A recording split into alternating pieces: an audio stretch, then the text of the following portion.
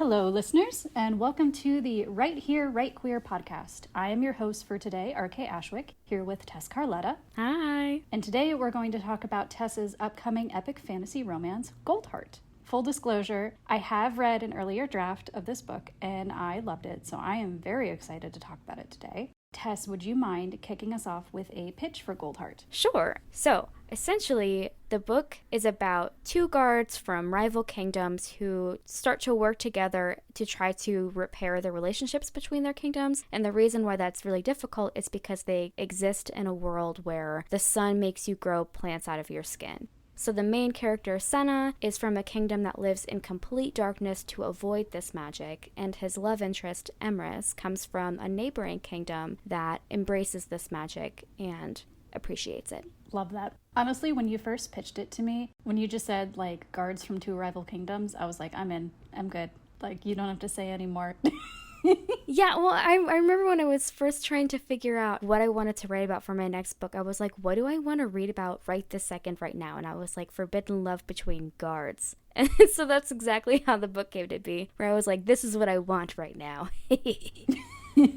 I do recall you were also pitching it to us as the sex pollen whip, which, reader, don't worry, it is not all about sex pollen. No. I feel like that's misleading.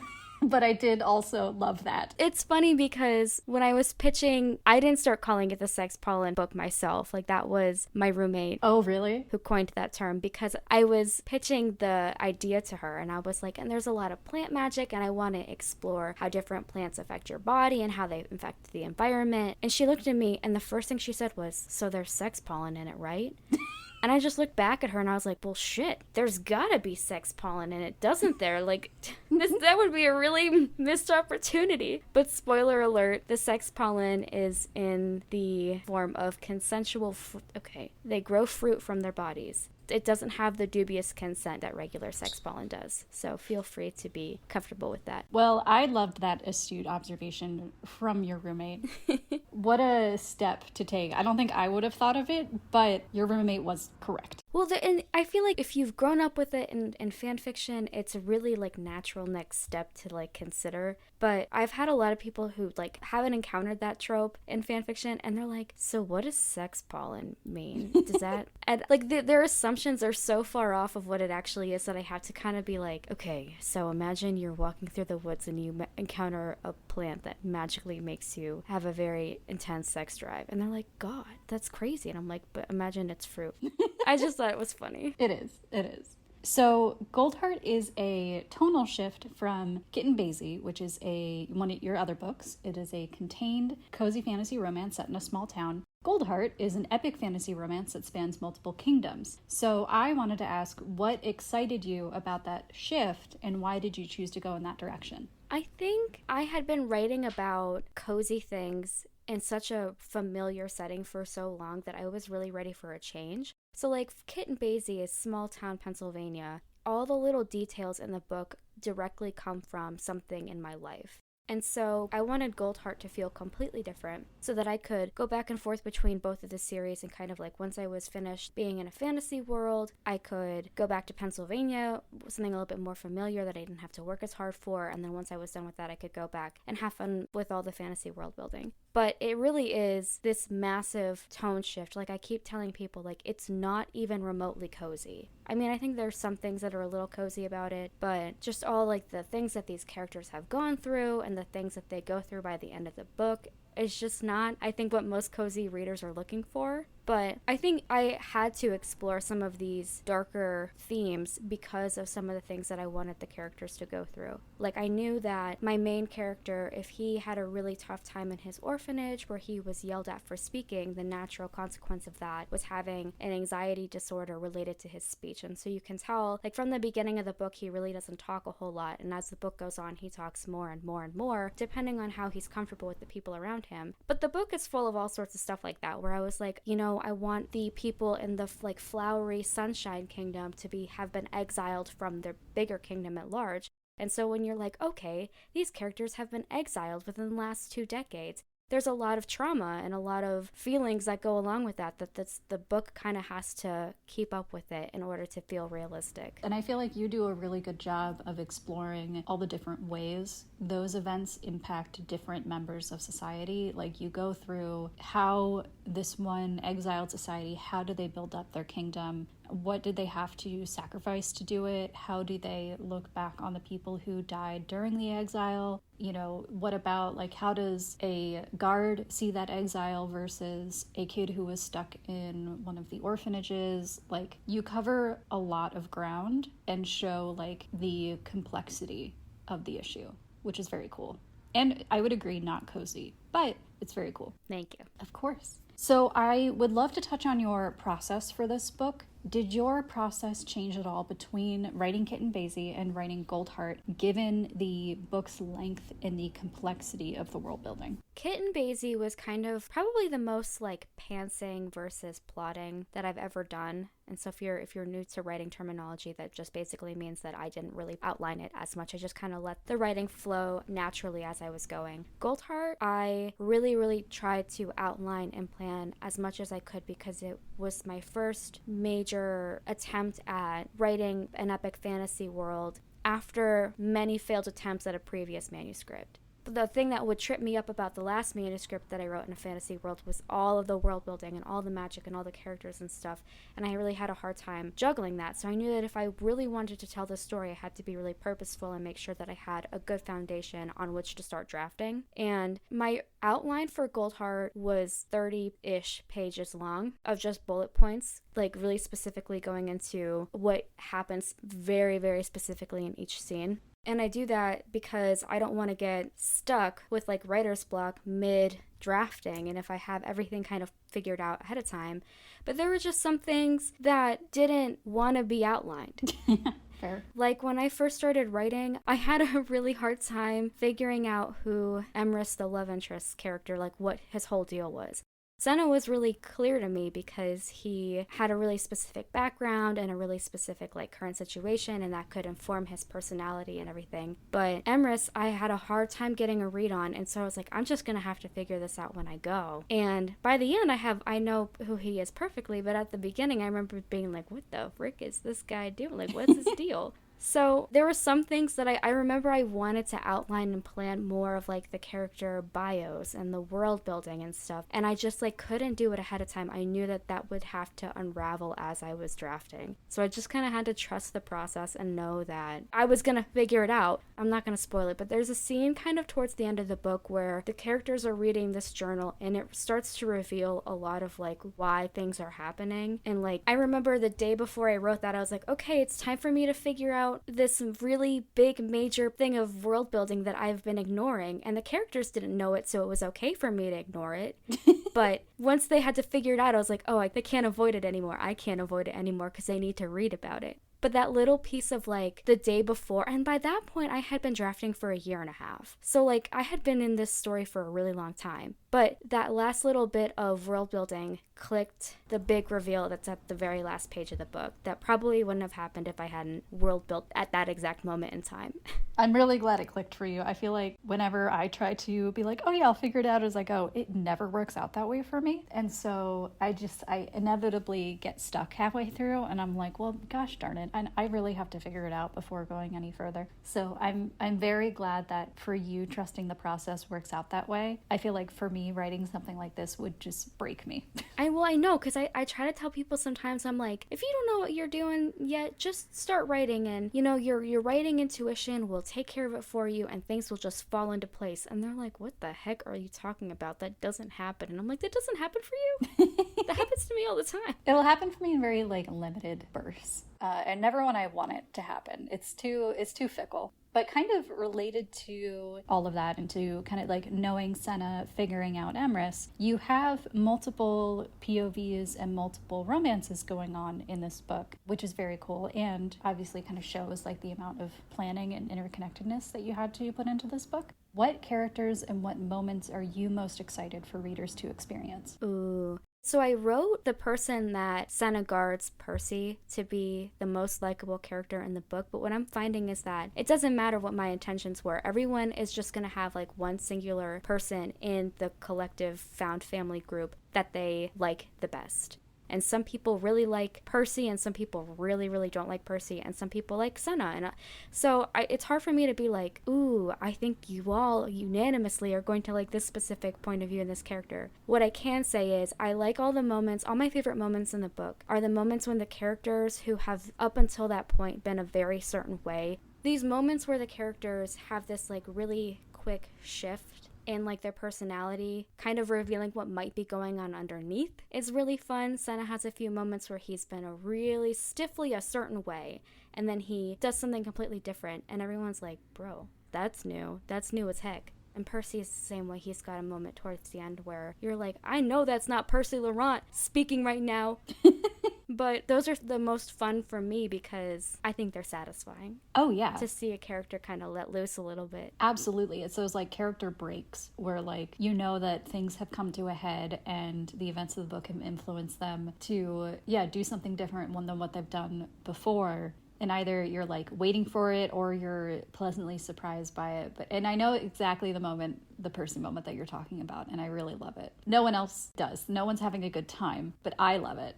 So I was having a great time. I was typing it in like oh, of course. My evil cackle whenever I'm putting the characters through unfortunate events. That's your job as an author, is to give a little evil cackle whenever you're torturing the characters. I mean, it's right there in the contract. Yeah, it is.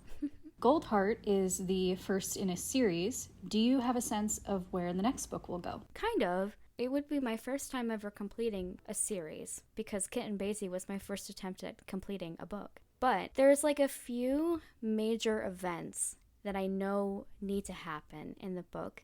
Some of them I know exactly how we're getting there, and other things I'm like, ooh, we're gonna have to figure out how the heck that happens, 'cause I get no clue. But what I have figured out so far seems to be that, like, the word I keep thinking about for the sequel as I start to, like, ponder what's gonna happen next is unexpected. Because the thing with Goldheart is that it's all about your prescribed future. So, like, all of the characters, especially the ones in the main points of view, have an idea of either where they're going to be or they're trying to get to a specific future. So, like, Senna is very much like, I'm going to be this prince's guard until we die. And the prince is very much, I'm going to be the king. I need to set myself up to be a really great king. And all the characters kind of have that own, like, their own little mission. And some of them are different. Like, there's a princess character who very much would like to remain the princess, but there are things in place where that might not be possible for her, and she's really trying to make that happen. And I think each one of them are going to end up in situations that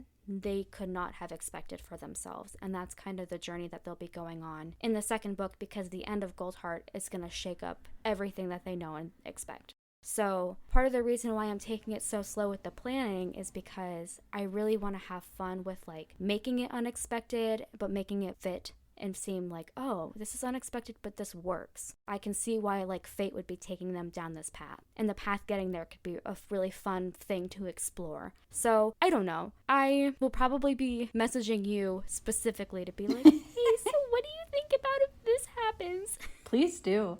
I'm very excited for it. I really like when a character has a whole future lined out for themselves and they're like, yeah, I assume that this is what I must do. This is what my life is going to hold. And then it just completely changes and they get to figure out, like, what they actually want and what actually makes sense. Because then you get to explore, like, if there's kind of like a want versus a need going on there, and get to explore any, like, angst. I love a good angst. Mm-hmm. And, like, you know, oh, I thought my future was going to be like this and now it won't be. So yeah, I think there's a lot you can do with that, and I am very excited to see what you do. But of course, you know, take your time, because Goldheart is a very long book. My guess is that the sequel will also be very long, and you can't rush that sort of stuff. Well, I just think it'll be fun to explore, because, you know, where I'm at specifically, I feel like people right now in their 20s, and maybe in other ages too, I'm just not other ages right now, I'm really seeing a lot of, like, oh, we don't know what we want to do. We don't know what's going on. We don't know what we want to do with our lives. We had all these plans. Like my best friend was just telling me how she went to school for education and she tried being a teacher and she was miserable. And now she has no idea what she wants to do with her life. And I think that unintentionally, that's kind of what this series is a little bit about, of just like, you've got these plans for your life and now they're shaken up and what the heck do you do? And so that's a really familiar story or familiar dilemma for me specifically too. Yeah, it's that quarter life crisis that people like to joke about, but I think is genuinely very real, because as you're as you're coming out of school, as you are getting into the workforce for the first time, and as you are getting into like maybe a career that you studied for, a career that you were really set on, but you're a different person than you were when you either picked your college or when you entered the workforce for the first time. And yeah, hopefully as you kind of grow, you have the flexibility to be like, oh, is this really what I want to do for the next 40, 50 years? And I think it makes sense that a lot of people are like, actually, no. So I feel like it's just a natural consequence of where people are in their lives at that age. And I'm hoping that, like, by the end of Goldheart, but especially the series as a whole, the message there to be found is you can experience the worst thing that could possibly happen to you and you're still going to be okay at the end of it. They do experience a lot of worse things in Goldheart. They really, I'm so sorry, guys. No, it's like comfort. Good. It's a good thing. I mean, not for the characters, they're having a terrible time, but the readers will have a great time. I certainly hope so.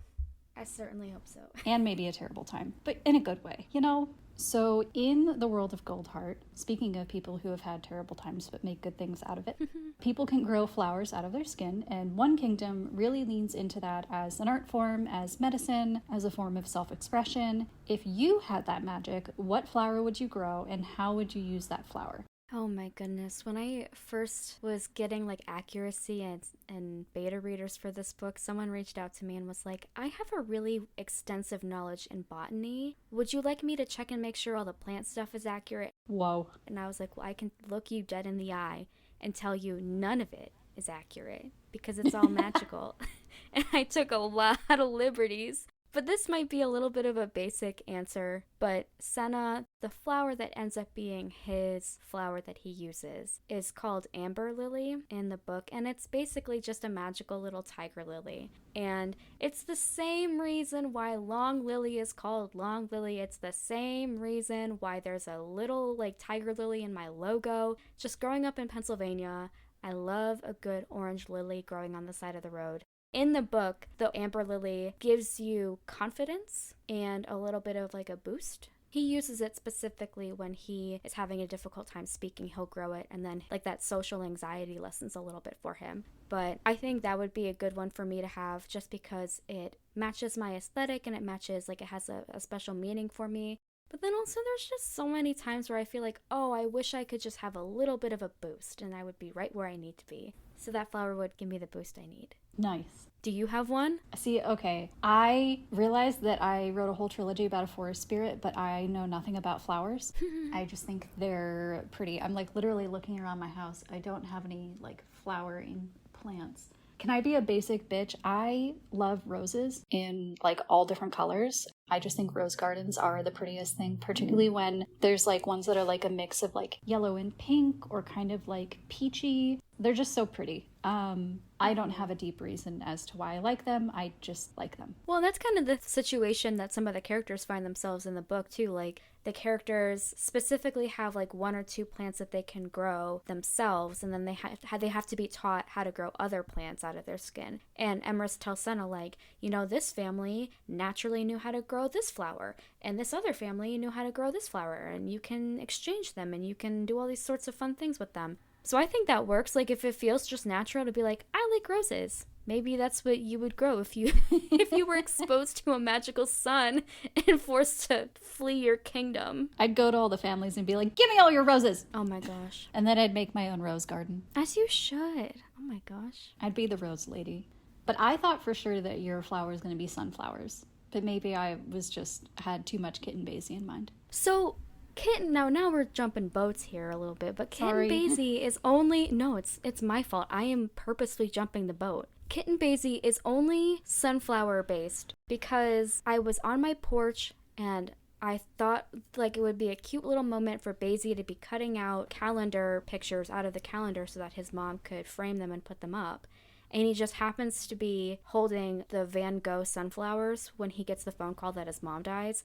And that's the whole reason that sunflowers are in the book, even a little bit. It's not because I liked them. It's not because, I mean, I like sunflowers, but it's not like I was like, okay, sunflowers signify. No, I literally was like, what painting off the top of my head can I put that's in the public domain that he can be putting up when he gets this phone call? And then I kind of in the book, I'm like, there was a post-sunflower Basie, a pre-sunflowers Basie, and it carries throughout the book because I was like, ooh, a motif now. Yeah. But like at the time, I was just like, yeah, that's Sunflowers by Van Gogh. Well, thank you, Van Gogh. Thank you, public domain. Because I love the sunflower motif in Kitten Basie. Thank you. It worked. By the end, I was like, damn, I'm cooking. But at the beginning, I was like, well, whatever. I think you were cooking from the beginning. That's the hope when we're writing, isn't it? Mm-hmm. We're cooking the whole time. Yeah. One can only hope. And finally, where can listeners find you and learn more about Goldheart? You can find me on Instagram is mostly where I'm at Tess.Carletta. But you can also learn a little bit more about Goldheart on my website page, specifically if you're interested in giving the content warnings a glance before you read. I would 1000% recommend that, and I recommend you look at it closely because there are some doozies on there. But Goldheart comes out June 25th, and it will be available almost everywhere eventually. You can buy it on my Etsy, you can buy it on a bookstore of your choice, or I will be at Warner Books and Coffee in Erie, Pennsylvania on release day doing an annotation party, and I will also be at Once Upon a Convention in Maryland in August. And that's a romantasy themed book convention. So if romantic fantasy is your thing, I would love to see you there. That's so mic drop. That's so awesome. I really wish I could be at the annotation party because that sounds very, very cool. Real quick, I've had so many people over the age of 50 reach out to me and be like, what the heck is an annotation party? And I've had such a fun time being like, no. It's okay to write in books now. You can use highlighter in your books and you can write thoughts in the margins and you can doodle and you can put stickers and you can put stamps and it's fun. And we do that now. And this one lady was like, I don't know how you can expect people to come to your party to spend money to write up their books. And I was like, listen, it's delightful and I think you should try it. So if you're going to try annotating, maybe try Goldheart. It is fun. I feel like when I was in high school, I was required to write in books as like proof that we read it. And so we would have to literally turn in the book to the teacher at certain points and she would go through our annotations. So I feel like for me, I would have to get past the kind of academic assumption of it and get to the fun part. That's what I've also been hearing. So from the younger people who do know how to annotate, they've been saying like, oh, I did this in school, so I'd have to get over that. So I'm glad we're all kind of on the same shared experience for annotations, which means that we can all venture together and try new things together. Yeah, absolutely. Well, I am wishing you all the best for the annotation party and just the general release of Goldheart. Thank you. And if you want to know RK Ashwick's specific thoughts on the book, you can turn it over and look at them on the back. Thank you again for writing my blurb. You're very welcome. I really love the book. I'm excited for people to get it when it finally is out. Woohoo! For me, you can find me at rkashwick.com or RK Ashwick Books on Insta and TikTok. And for this podcast, you can find us at Right Here, Right Queer Podcast on Instagram. Thank you so much for listening, and we'll see you next time. Bye!